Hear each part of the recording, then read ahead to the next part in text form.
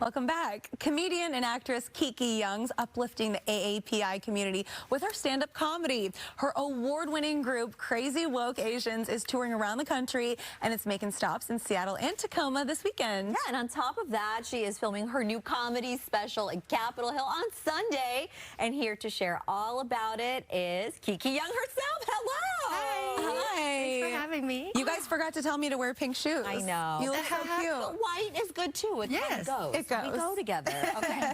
So, Kiki, you were born in Hong Kong, then you grew up in Bothell, you graduated from UW. Welcome home. Yay, thank you. This is so exciting. So tell us, were you always drawn to comedy growing up? Yes, so I was born in Hong Kong. So growing up in Hong Kong, I watched a lot of Hong Kong movies like Stephen Chow. You can see the Kung Fu Hustle. And, yeah, so I think Hong Kong people naturally witty, good with comebacks, you're right? So Yeah. And I love Whoopi Goldberg, and I watched a lot of American movies growing up. My dad loved movies, so I love comedy. And after I gave birth to my son, I was like, I need a new challenge. Yeah.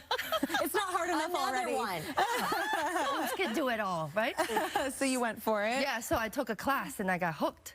And I was like, wow, this is great. I can talk and people listen to me. Yeah. Seems like an addicting feeling. Okay, so not only are you a comedian actress, you also founded Crazy Woke Asians. This is an award-winning comedy show that's now touring nationally. Tell us kind of about what inspired you to start this group and, you know, how you wanted to go deeper with it. So 2018, so when I started, I went to a lot of shows and open mics, and I met these amazing, very funny Asian comedians, but we're never on a show together. Yeah. And I was like, how come there are not as many Asian comedians in shows in LA as I want them to be? Yeah. So I was like, I have a theater background. I went to Freehold Studio Theater in Seattle. Oh, it's a great place. And so I'm like, okay, I know how to put a show on. This is a no-brainer. Yeah. Just so I put that together, and then we start selling out every show.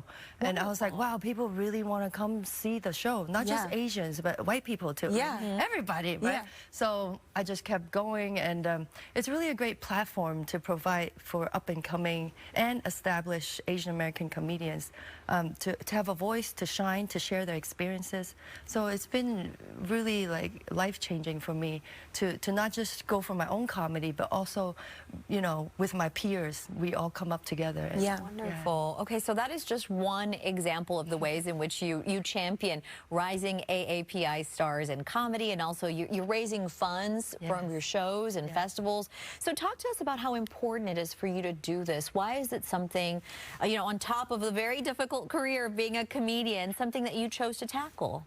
I just feel like such a strong need, like with all the Asian hate that happened during the pandemic too. I feel like our voices need to be heard. We are Americans too, right? Like, Yeah.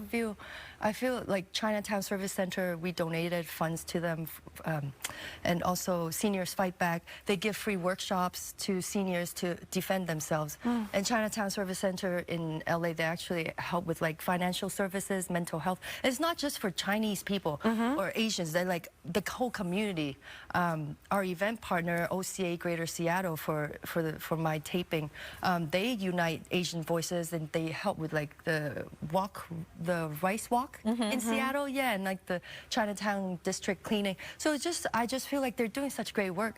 The least I could do to champion Asian voices is to use the comedy as a tool to give back. Yeah. So that's why I started doing Does that feel really good? Oh yeah, it feels great. Yeah.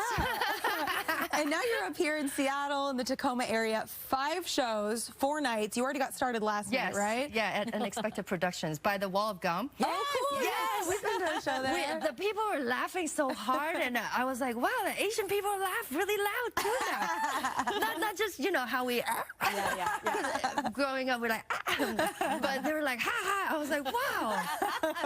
It felt so good. Like Seattle, yes. Yeah. Give us a rundown of where else, you're going. Tonight, we're at Shanghai Room. It's our first time doing a show up more north. But it's going to be really fun. It's at 7, and then Saturday, we're at Tacoma for the very first time. So they really wanted us there, but they had the schedule all packed. So they're like, let's do a matinee 1 p.m. show. Oh. So yes, but it's 21 and up, so don't bring your kids. So please don't bring the kids. But you can drink it there. And it's a beautiful ballroom, the Spanish ballroom. Yeah, that's great. Menemans. And then 7 p.m. we're doing 2 shows tomorrow night at Underbelly. It's a little this underground lounge bar in Cool. in Pioneer Square. Oh, It'll be my cool. first time there, but it's really fun, and then it gets intimate. We can roast all the audience, so come and get roasted. We're really good at that. Yeah. And then Sunday I'm taping my 1-hour special at Capitol Comedy Bar.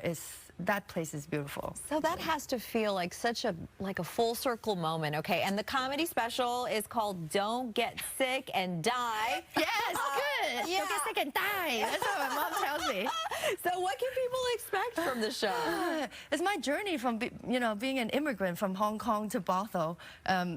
Going after my dreams of becoming an actress, motherhood. Yeah. I have a 7-year-old terrorist. He's very cute.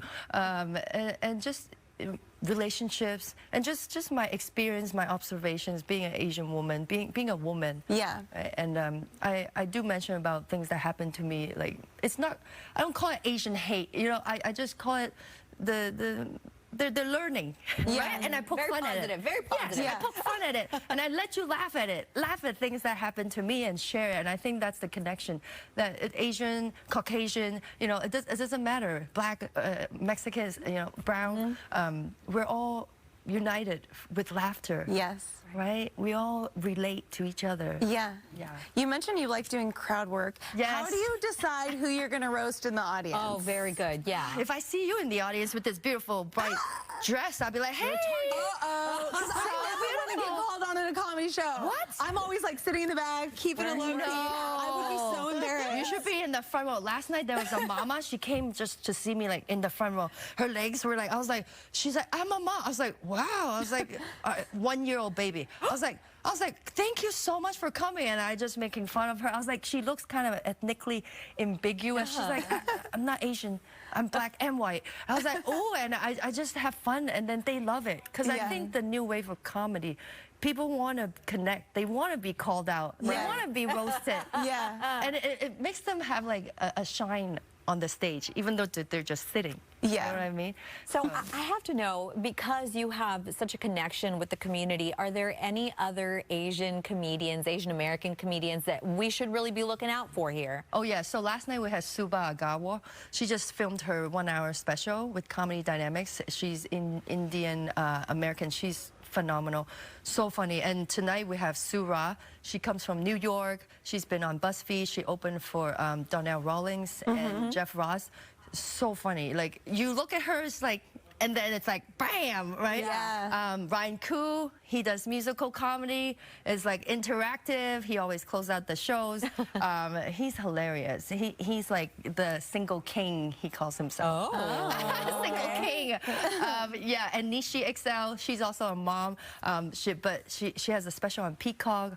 Very funny. I just love having all these different diversity of Asians and voices in one show, and you get to see all of us in one night. That sounds like so much fun. Before we let you go, what's the biggest lesson that you've learned with your journey, your comedy journey? Not to be too critical, like especially my upbringing as Asian.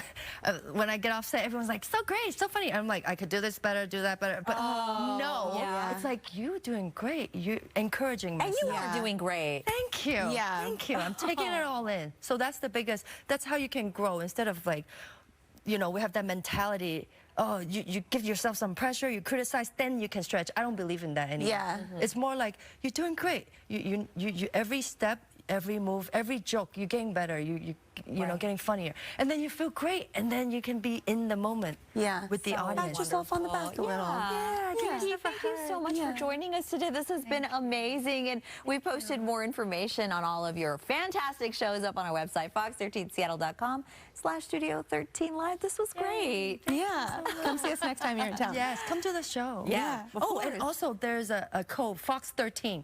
You guys get a discount. Oh, a discount. Yes, Fox13. That's so great. And still ahead on Studio 13 Live, we're learning how to make some poached Alaska